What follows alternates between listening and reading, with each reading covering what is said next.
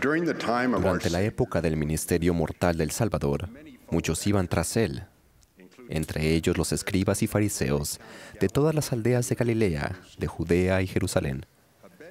Un hombre paralítico que estaba en su lecho y que deseaba ser sanado, fue llevado a donde estaba la gran multitud, pero al no poder acercarse al Salvador, sus amigos lo subieron al techo de la casa en la que estaba el Salvador y lo bajaron. Al ver esta demostración de fe, con un gran propósito que los oyentes aún no conocían, el Salvador declaró: «Hombre, tus pecados te son perdonados». Esto debió sorprender a ese hombre, y a pesar que las Escrituras no dicen nada en cuanto a su reacción, quizás se haya preguntado si el Salvador realmente comprendía por qué había ido. El Salvador sabía que muchas personas lo seguían debido a sus extraordinarios milagros. Ya había convertido el agua en vino, echado fuera espíritus inmundos, sanado al hijo del hombre de la nobleza, a un leproso, al siervo del centurión, al suegro de Pedro, a la suegra de Pedro y a muchos otros, y había restaurado la vida del hijo de la viuda. No obstante, con el paralítico, el Señor eligió dar evidencia, tanto al discípulo como al adversario, de su papel singular como Salvador del mundo. Al oír las palabras del Salvador, los escribas y los fariseos habían empezado a deliberar entre ellos, hablando ignorantemente de blasfemia, al concluir que únicamente Dios puede perdonar el pecado. Al percibir sus pensamientos, el Salvador se dirigió a ellos y les dijo: «¿Qué pensáis en vuestros corazones? ¿Qué es más fácil decir, tus pecados te son perdonados, o decir, levántate y anda?» Sin esperar a que respondieran, el Salvador continuó: «Para que sepáis que el Hijo del Hombre tiene autoridad en la tierra para perdonar pecados», dijo al paralítico: «A ti te digo, levántate, toma tu lecho y vete a tu casa». Y así lo hizo. Mediante esta milagrosa curación física, el Salvador nos confirmó a todos esta verdad espiritual infinitamente más potente: el Hijo del Hombre perdona los pecados. Si bien todos los creyentes aceptan fácilmente esta verdad, no se reconoce de manera tan fácil la verdad esencial que la acompaña. El Salvador perdona los pecados en la tierra y no simplemente durante el juicio final. Él no nos disculpa en nuestros pecados, no aprueba que volvamos a los pecados pasados, pero cuando nos arrepentimos y obedecemos su evangelio, Él nos perdona. En este perdón vemos que el poder habilitador y redentor de la expiación se aplica de manera armoniosa y gentil. Al ejercer la fe en el Señor Jesucristo, el poder habilitador de su expiación nos fortalece en nuestros momentos de necesidad, y su poder redentor nos santifica cuando nos despojamos del hombre natural. Esto brinda esperanza a todos, especialmente a aquellos que piensan que el Salvador no está dispuesto a ayudar y a salvar cuando se vuelve a ceder en la debilidad humana. Al fin de iluminar nuestro entendimiento, Pedro preguntó en una ocasión cuántas veces debía perdonar a su hermano, y luego preguntó: ¿hasta 7? Sin duda, eso sería más que suficiente. Pero la respuesta del Salvador abrió más su puerta de su misericordioso corazón. No te digo hasta 7, sino aún hasta 70 veces 7. El Señor nos ama y quiere que comprendamos su disposición a perdonar. En más de 20 ocasiones, en Doctrina y Convenios, el Señor le dijo a quien se dirigía: «Tus pecados te son perdonados», o palabras similares. En cerca de la mitad de esas ocasiones, las palabras del Señor iban dirigidamente específicamente al profeta José Smith, a veces a él solo o a veces a él y a otros. Las primeras de ellas se registró en 1830, la última en 1843. Es decir, a lo largo de muchos años, el Señor le dijo a José en repetidas ocasiones: «Tus pecados te son perdonados». Aunque José no era culpable de cometer pecados graves o malos, es bueno que recordemos que con muy pocas excepciones, las 70 veces 7 del Señor no limitan el perdón de acuerdo con la gravedad del pecado. Mientras se dirigía a los céleres que estaban reunidos en Kirtland, el Señor dijo: «Es mi voluntad que vengáis al mundo, por tanto, tendré compasión de vosotros». El Señor conoce nuestras debilidades y las consecuencias eternas que el mundo tiene sobre los hombres y las mujeres imperfectos. Las palabras, por tanto, en este versículo son su afirmación de que solo mediante su compasión, al final, podremos vencer al mundo. ¿Cómo se manifiesta esta compasión? A esos mismos élderes de Kirtland dijo: «Os he perdonado vuestros pecados».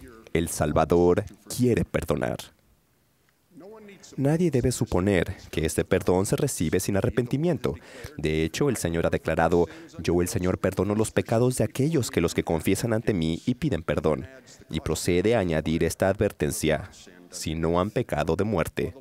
Aunque el Señor no puede considerar el pecado con el más mínimo grado de tolerancia, aún así hace una distinción entre la relativa gravedad de algunos pecados. Él estipula que no habrá perdón por la blasfemia contra el Espíritu Santo, declara la gravedad del asesinato y recalca la seriedad del pecado sexual, tal como el adulterio. Él señala que la repetición grave del pecado sexual dificulta cada vez más el recibir su perdón. Y él ha dicho que el que peque contra mayor luz, mayor condenación recibirá. No obstante, en su misericordia, Él accede a la mejoría con el tiempo en vez de exigir la perfección inmediata.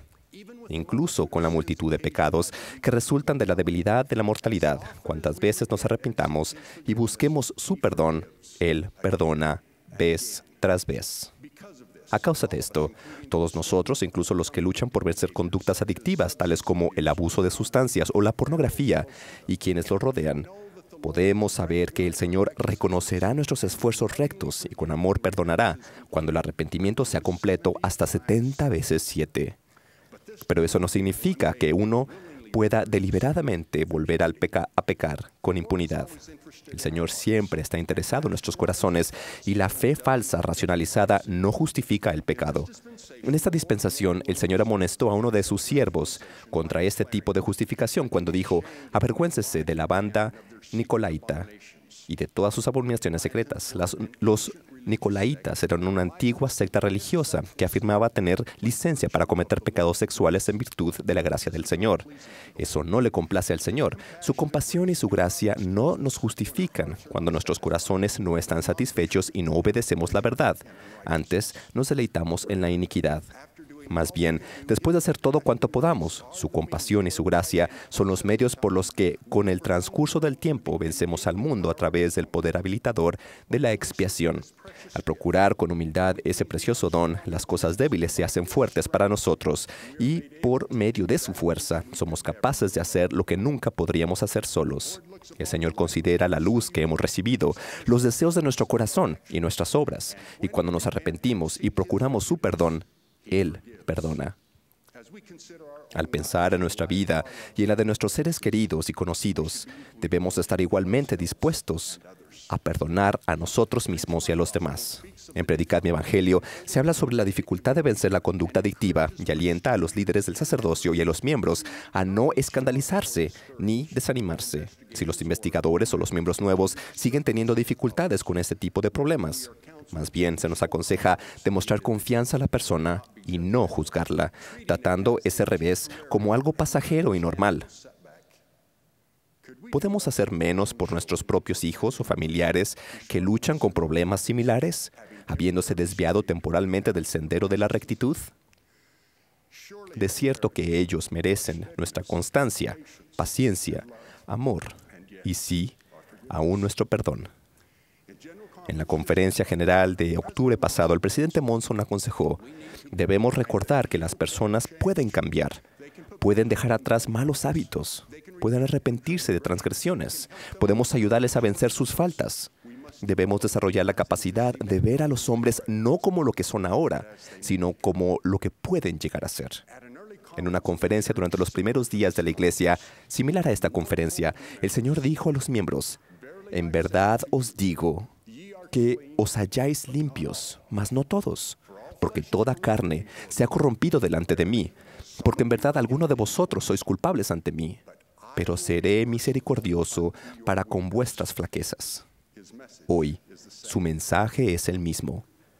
El Señor sabe lo que estamos afrontando, que todos pecamos y que somos destituidos de la gloria de Dios una y otra vez. Él conoce las flaquezas del hombre y sabe cómo socorrer a los que son tentados. Él nos enseña a orar siempre para que no entremos en la tentación. Se nos dice que le imploremos con misericordia, porque Él es poderoso para salvar. Nos manda que nos arrepintamos y que perdonemos. Y a pesar de que el arrepentimiento no es fácil, al esforzarnos de todo corazón por obedecer su evangelio, Él nos hace esta promesa: de cierto te digo, que no obstante tus pecados, mis entrañas están llenas de compasión por ti. Yo no te desecharé completamente, y en el día de la ira me acordaré de tener misericordia. El Señor quiere perdonar. Cada semana, el coro del Tabernáculo Mormón inicia su inspirada transmisión con las palabras edificantes del conocido himno de William W. Phelps, Entonad sagrado son. Estas son las palabras de consuelo en la tercera estrofa. Al compás del dulce son, hoy traemos nuestro don, y en unión ofrecemos al Señor un contrito corazón. El Señor nos ama y les invito que podamos recordar las palabras de Él